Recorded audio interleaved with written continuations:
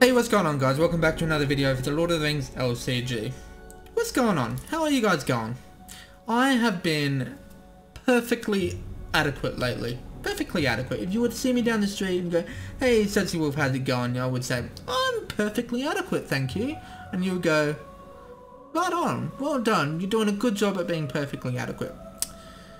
Speaking of perfectly adequate, guys, I made a thing. I made a deck, and I put it up on a website, and I put it up on a forums, and I want to show you. It's a really cool deck that I kind of like, and like me, it's probably perfectly adequate. So let's have a look at it.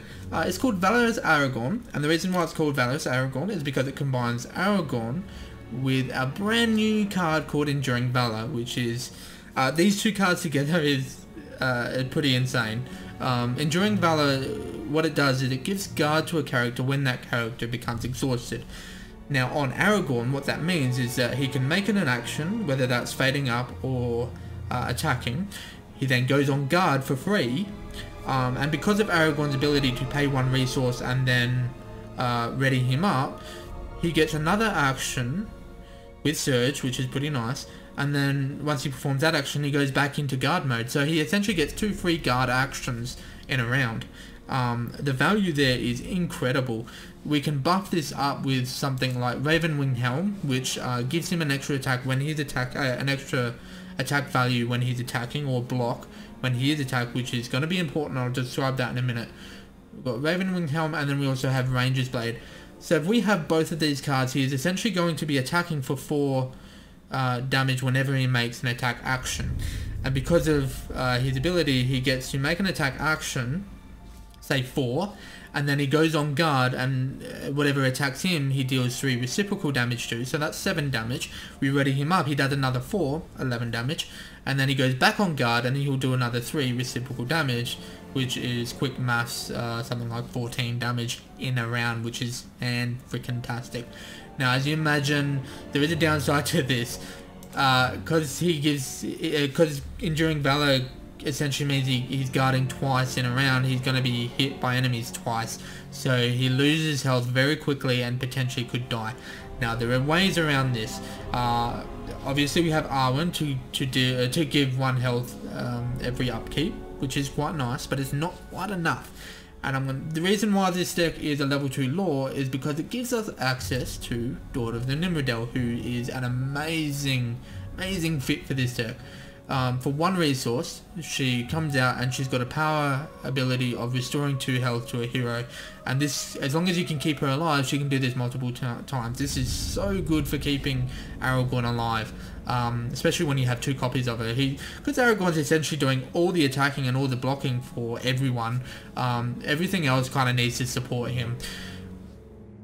We also have a lot of healing as well from something like self-preservation. Now, self-preservation does not go on Aragorn, because Enduring Valor does. Enduring Valor is a special attachment, so is self-preservation. Self-preservation goes on our other 2 heroes, on Arwen and Faramir. And the reason for that is because it allows them to look after themselves, to preserve themselves, and it allows Arwen then to focus on healing Aragorn, which is important.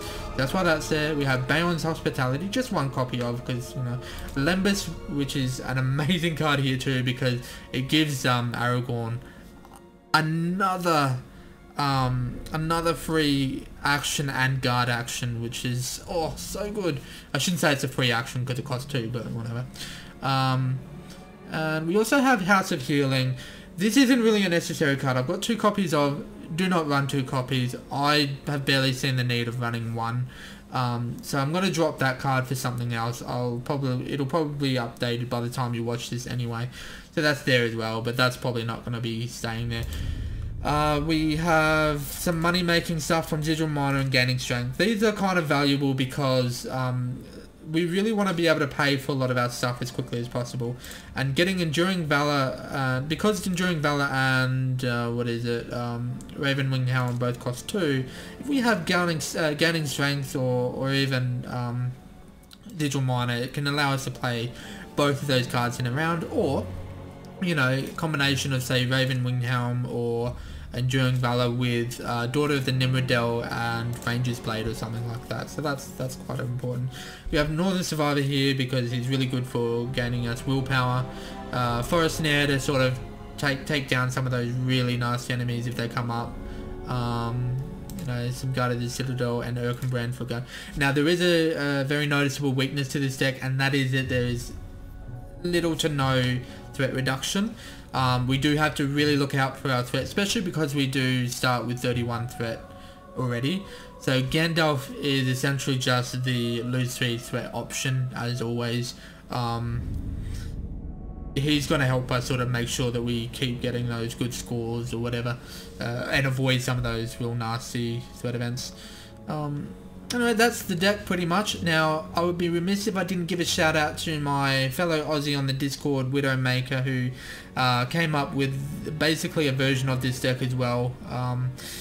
He's just slightly different, but shout outs to him for also coming up with something very similar.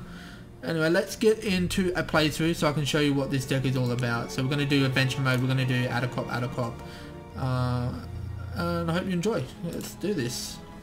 After arriving at Beyond's Hall, you begin to search for clues as to which direction the spiders took Bilbo. Elendil. Now there's 3 cards I definitely really want to see in my opening hand. One is Enduring Valor, it's kind of important because the whole deck kind of revolves around that one card. I also want to see Daughter of the Nimrodel and Ravenwing Helm. So we did get Daughter of the Nimrodel, but we really want to see yeah, okay, that's fine. I can kind of make do with these 2 for now. Let's get Enduring Valor onto Aragorn immediately.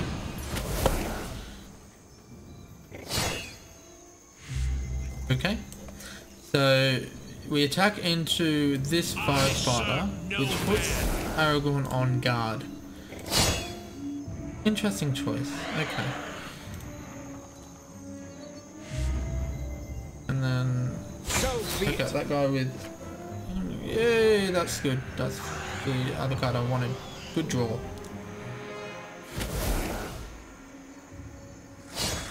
Ow. We get Digital Miner out now and start gaining a little bit of extra resources. Oh, he could die. Now we can ready up Aragorn. And here's another cool investment. So I can do 2 damage to this spider, and he guards, so I don't have to worry about this spider attacking something I don't want him to. Excellent. So now I think I will fate.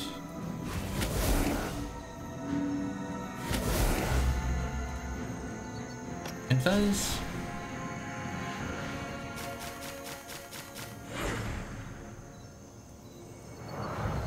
Now normally Arwen would constantly be feeding Aragorn, but for now I think I'm just going to give Arwen the healing there, because she's the lowest.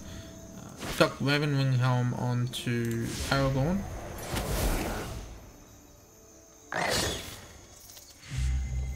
So if we take out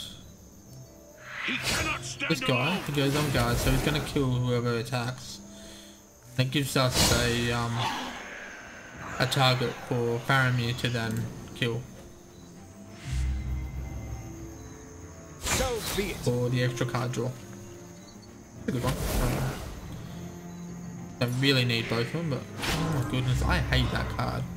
Of course it would get rid of that one and not. Ugh. It's such a pain of a card, that one. It messes our plans up.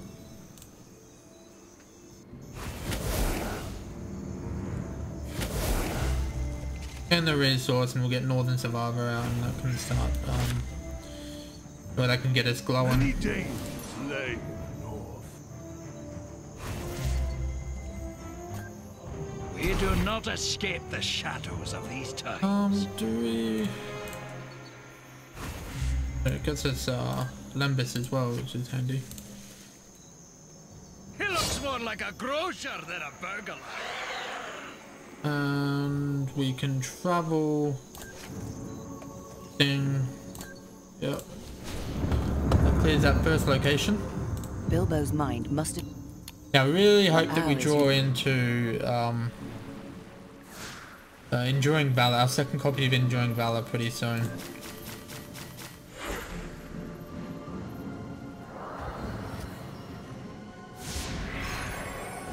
Noble Record Keeper's alright. Who is this guy? Hey, there it is.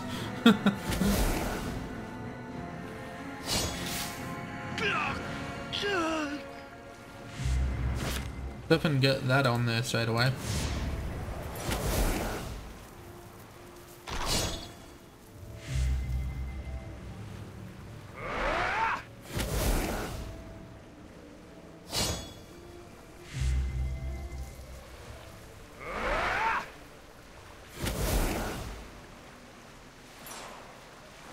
Okay.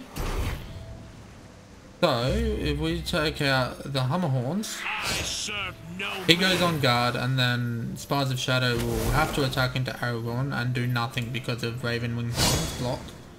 Excellent. Then use Aragorn to kill. Oof.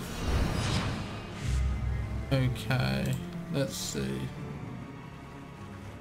We're not going to be attacking him. I think what we do is we try to progress to that objective. That's annoying. We ready up Aragorn.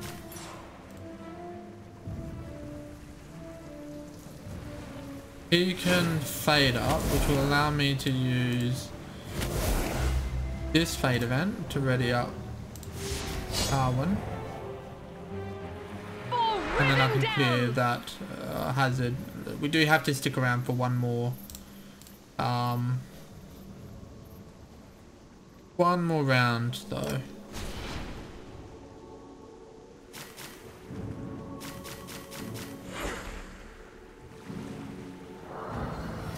Let's heal up there. I'm not worried about healing up Aragorn right now because we do have Daughter of the Nimrodel there. Faramir take out this guy. Another Erebor Record Keeper. We don't need to play either of the Erebor Record Keepers at the moment because we've got a handful of cards, so wouldn't result in the most value doing that. So we'll get Daughter of the Nimrodel out. Do you hear the voice of Nimrodel? Ouch. See here. Let's just guard up with Glowin. Then Aragorn can take him out. Serve no man.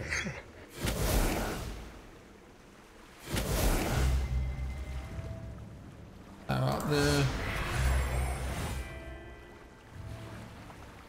Now we can start gaining some fate as well, because Sauron's passed a turn.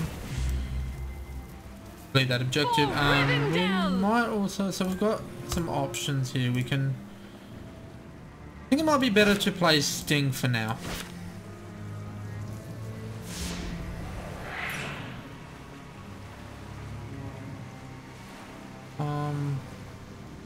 Yeah. Do we really want to get the Mirkwood Water? Because if we do, we cannot exhaust up to 2 spiders.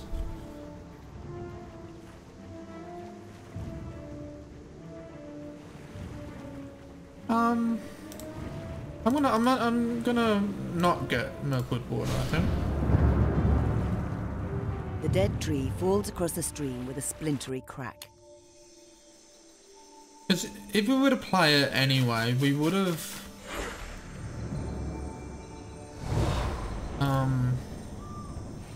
we couldn't have played it because we would have gained another threat from what is this? Heal up. We would have gained a threat from low on supplies. At least this way we do that and then he'll attack there. And then we can exhaust 2 of the spiders. Then ready up Aragorn, and Aragorn can kill the other forest spider there.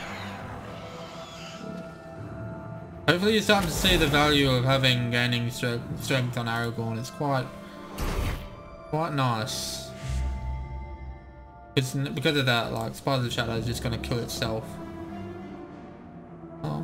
I'm holding off playing gaining strength until he plays a preparation card, just in case it happens to be the cancel event one.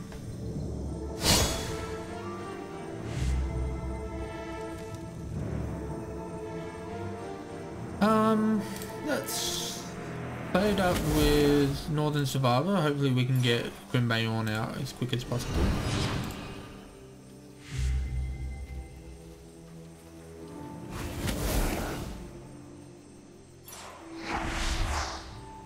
There it is. So we play this now, see what it is. It wasn't. Okay, interesting. So it's probably exhausting an ally when it comes into the field. So if I... that seems... yeah, if I do this, play Lembas on Aragorn, then I can fade up with Aragorn. He'll go on guard for the next round, and then I can get Grimbayorn out. Then attack there, there, attack there. Ranger's Blade. That's not bad. Go on to Faramir.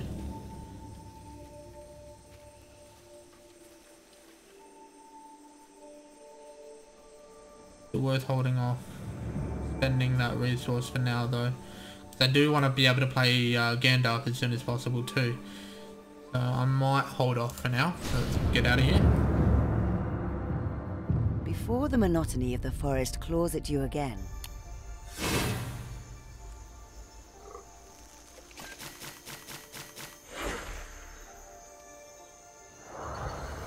I'll restore the health to Faramir.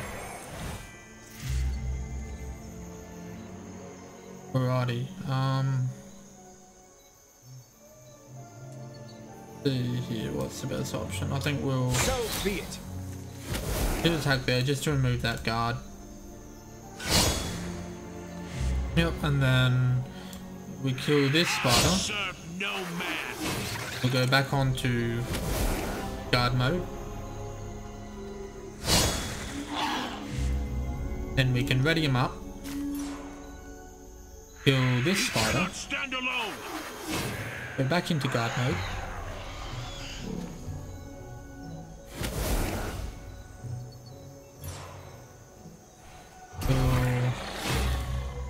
Use the Daughter of the Nimrodel to heal Aragorn.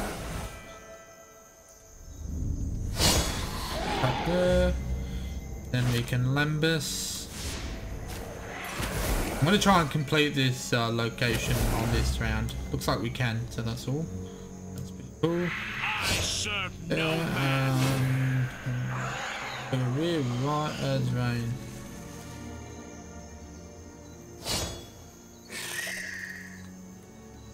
Too easy. There you have it. Valorous Aragorn.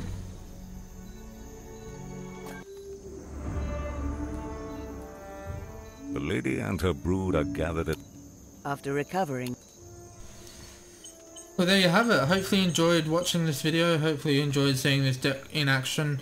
If you want to try it out for yourself, link as always will be down below to the RingsDB website where you can copy the deck list. But that just about does it for this video. I'll catch you in the next one, and remember guys, always always stay perfectly adequate. Catch ya.